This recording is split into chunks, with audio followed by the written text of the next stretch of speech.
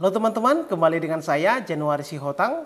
Pada video kali ini saya masih membahas mengenai inspirasi judul skripsi di bidang hukum tata negara dan kini sudah memasuki bagian atau part yang keempat.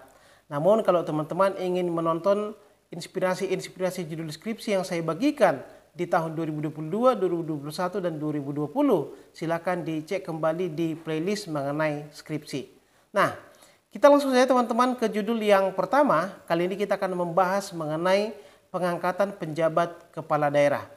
Kita tahu bahwa di tahun 2024 kita akan mengadakan pilkada di 271 daerah. Artinya bahwa untuk kepala daerah yang berakhir masa jabatannya di 2022 dan di 2023 ini, maka akan diangkat penjabat kepala daerah. Ini merupakan amanat daripada Undang-Undang Nomor 10 Tahun 2016 tentang pemilihan kepala daerah.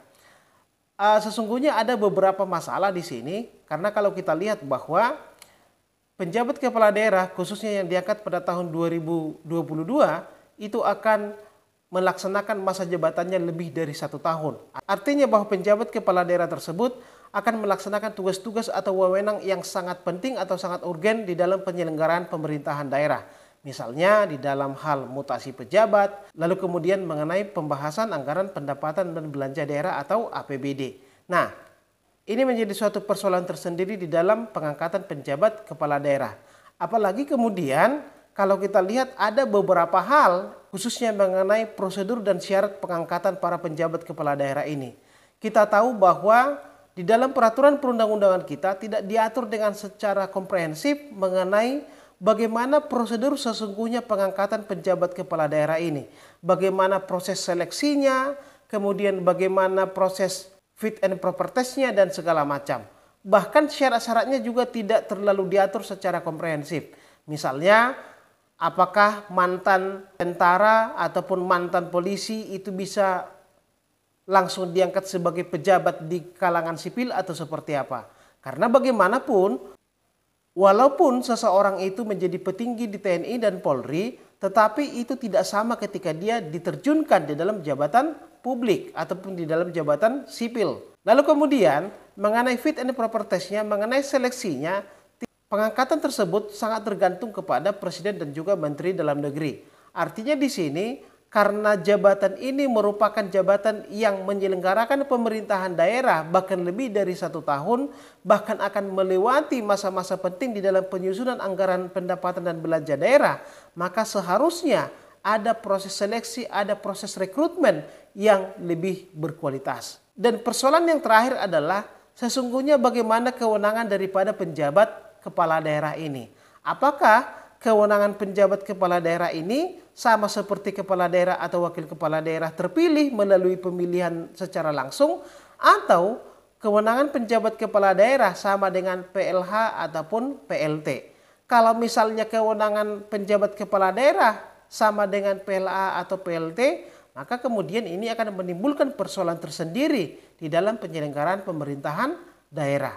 Dan persoalan-persoalan ini kemudian akan berpengaruh terhadap penyelenggaraan pemerintahan daerah secara umum yang berimplikasi juga terhadap perwujudan kesejahteraan masyarakat khususnya di daerah. Nah, oleh karena itulah kita akan mengangkat satu inspirasi judul skripsi yaitu pengisian penjabat kepala daerah pada masa transisi pemilihan kepala daerah 2024 dan implikasinya terhadap penyelenggaraan pemerintahan daerah di Indonesia. Untuk menyelesaikan ini kita akan buat 2 rumusan masalah, yaitu yang pertama, bagaimana syarat, prosedur, atau mekanisme pengisian penjabat kepala daerah di masa transisi pemilihan kepala daerah 2024. Ini sudah saya jelaskan tadi. Kemudian yang kedua, bagaimana implikasi pengisian penjabat kepala daerah pada masa transisi pemilihan kepala daerah 2024 terhadap penyelenggaraan pemerintahan daerah di Indonesia. Jadi misalnya kalau Anda mau meneliti ini bisa dilihat dari indeks-indeks pemerintahannya ketika dilakukan oleh penjabat atau dilakukan oleh kepala daerah atau wakil kepala daerah yang dipilih secara langsung. Bagaimana perbedaannya? Apakah terjadi penurunan atau sebaliknya? Mungkin mengenai penjabat kepala daerah tahun 2022 ini bisa dijadikan sebagai studi kasus terhadap judul ataupun inspirasi judul skripsi ini. Nah, kemudian kita masuk ke judul yang kedua. Kali ini kita berbicara mengenai status kewarganegaraan. Persoalan mengenai status kewarganegaraan ini masih menimbulkan dinamika-dinamika dan persoalan-persoalan tersendiri. Dan ini mendapatkan perhatian yang serius dari pemerintah ketika pada tahun lalu, yaitu ketika menjelang perayaan 17 Agustus 1945, ternyata ada salah satu anggota Paskibraka Pusat yang tidak bisa melaksanakan tugasnya akibat masalah kewarganegaraannya.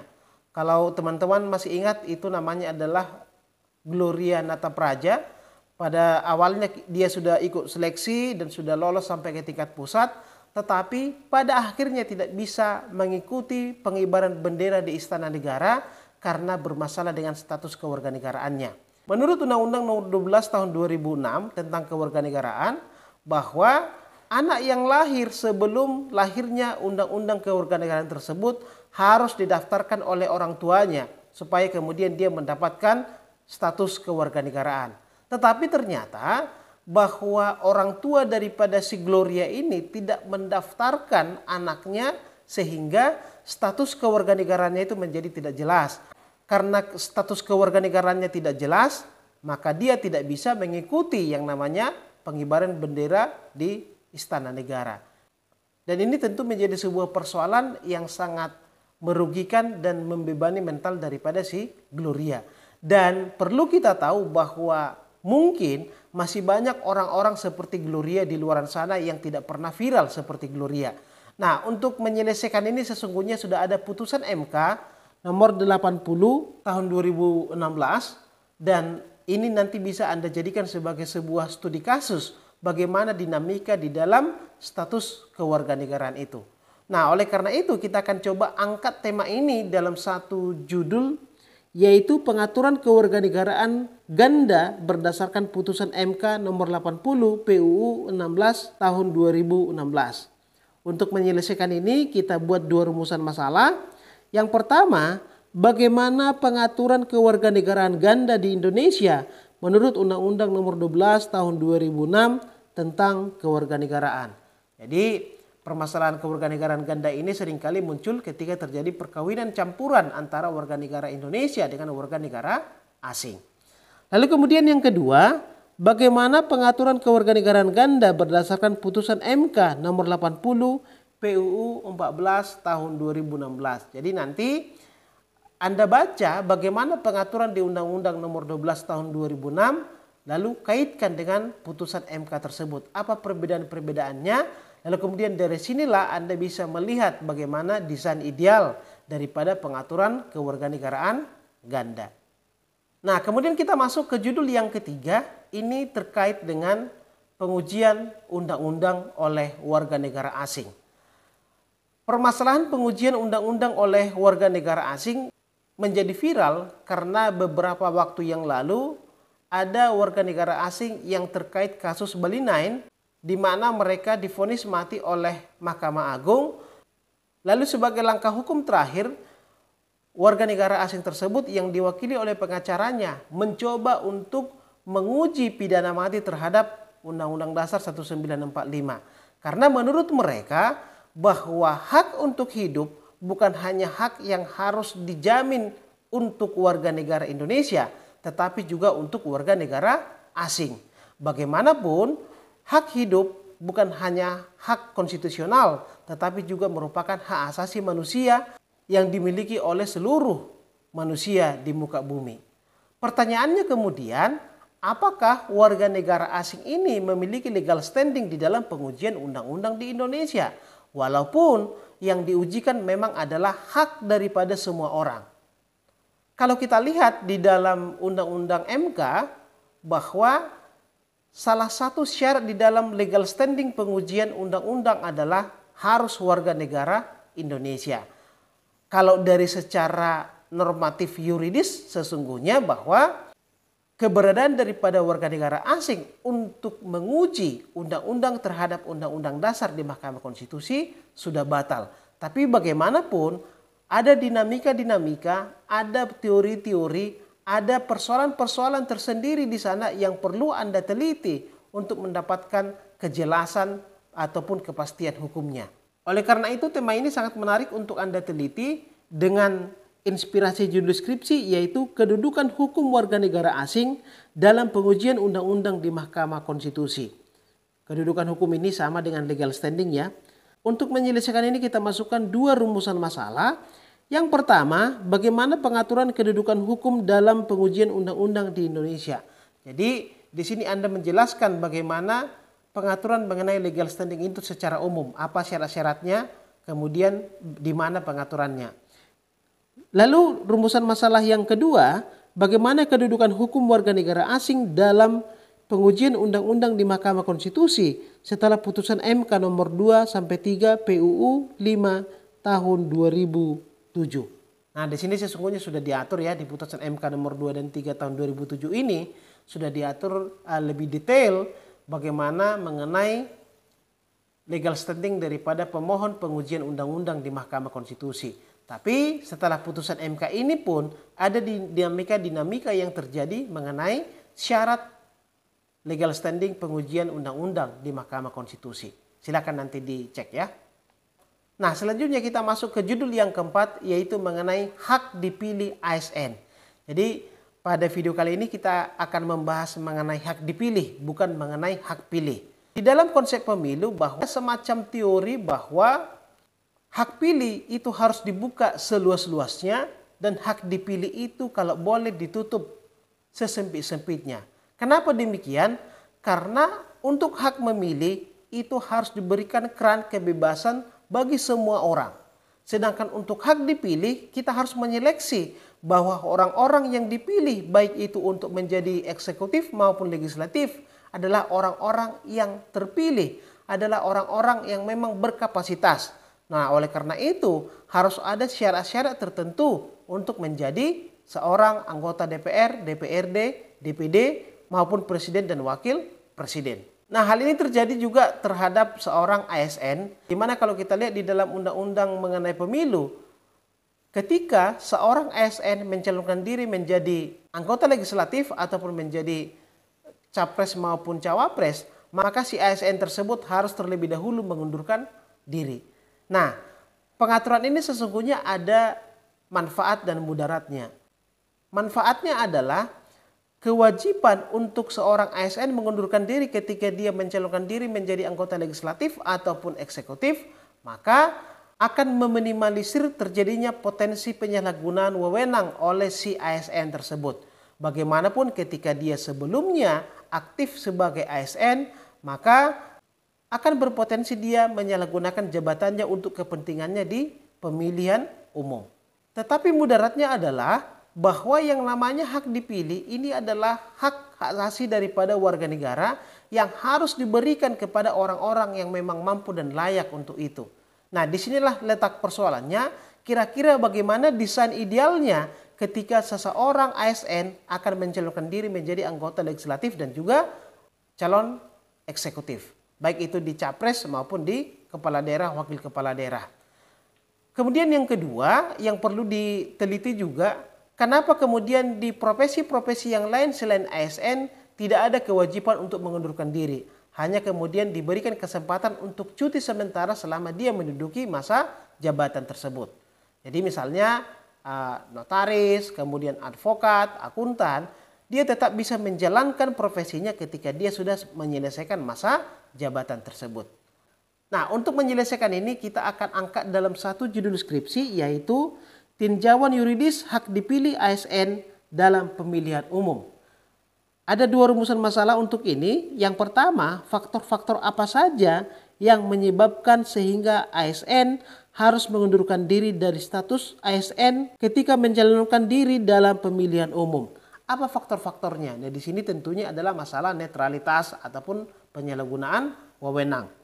Terus kemudian yang kedua, bagaimana desain ideal pengaturan hak dipilih ASN dalam pemilihan umum. Jadi ketika Anda sudah menjelaskan persoalan-persoalan yang tadi, barulah kemudian akan merancang atau menggagas bagaimana desain ideal pengaturan hak dipilih ASN. Selanjutnya kita masuk ke judul yang kelima terkait dengan Komisi Penyiaran Indonesia atau KPI. Kita tahu bahwa Komisi Penyiaran Indonesia ini adalah satu lembaga negara independen yang ada di pusat dan di daerah yang tugasnya adalah untuk melakukan pengawasan terhadap siaran-siaran publik. Bisa itu dalam hal televisi, lalu kemudian dalam hal radio. Tapi pertanyaannya kemudian, di era sekarang ini ketika zaman semakin canggih, orang sudah mulai jarang mendengarkan radio maupun menonton televisi. Tetapi sudah mulai beralih ke YouTube, Facebook, ataupun Netflix. Pertanyaannya kemudian, apakah Komisi Penyiaran Indonesia juga berwenang untuk mengawasi siaran-siaran yang ada di media-media sosial tersebut? Karena selama ini misalnya di YouTube ya, bahwa siaran-siaran langsung yang dibuat oleh para pemilik channel itu tidak diawasi oleh KPI. Kalau misalnya ada oknum-oknum yang melakukan pelanggaran dalam hal siaran langsung di media-media sosial, maka proses sanksinya ataupun proses pengawasannya justru dilakukan oleh platform tersebut. Yang tentu karena platform ini adalah bersifat internasional, maka kebijakan di satu daerah ataupun di satu negara dengan di negara yang lain itu akan berbeda. Standarnya akan berbeda dan tentu tidak semuanya sesuai dengan hukum yang berlaku di Indonesia. Misalnya kalau ada channel yang melakukan pelanggaran, sanksinya juga tidak terlalu jelas ya, tergantung daripada platform tersebut. Ada yang dismonetisasi, tidak diberikan kesempatan untuk mendapatkan dana dari siaran langsung itu. Lalu kemudian kalau dia melakukan beberapa pelanggaran lagi, maka channelnya itu akan di-ban ataupun dihapus oleh platform dan lain-lain. Atau misalnya kalau siaran langsung tersebut merugikan hak daripada orang lain, maka akan berlakulah yang namanya Undang-Undang ITE.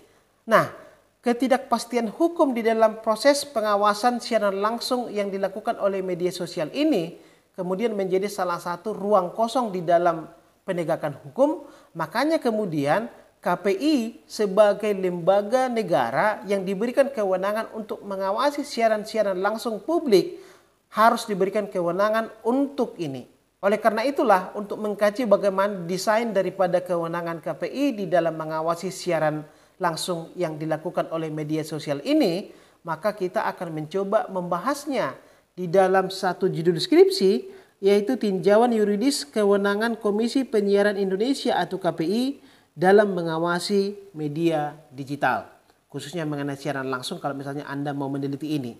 Kemudian untuk menyelesaikan ini kita masukkan dua rumusan masalah. Yang pertama, bagaimana pengaturan pengawasan siaran media digital di Indonesia. Ini tadi sudah saya jelaskan ya, bahwa ini diserahkan secara langsung kepada platform dan juga sering terjadi yang namanya tindakan berdasarkan Undang-Undang ITE. Kemudian yang kedua, bagaimana desain kewenangan Komisi Penyiaran Indonesia dalam mengawasi siaran media digital di Indonesia. Bagaimana desain kewenangannya setelah Anda mempelajari permasalahan-permasalahan di poin yang pertama. Oke teman-teman, saya rasa itu beberapa inspirasi judul skripsi di bidang hukum tata negara di bagian yang keempat. Semoga ini bermanfaat untuk Anda. Kita bertemu lagi di video berikutnya dengan tema-tema yang lebih menarik lagi. Terima kasih.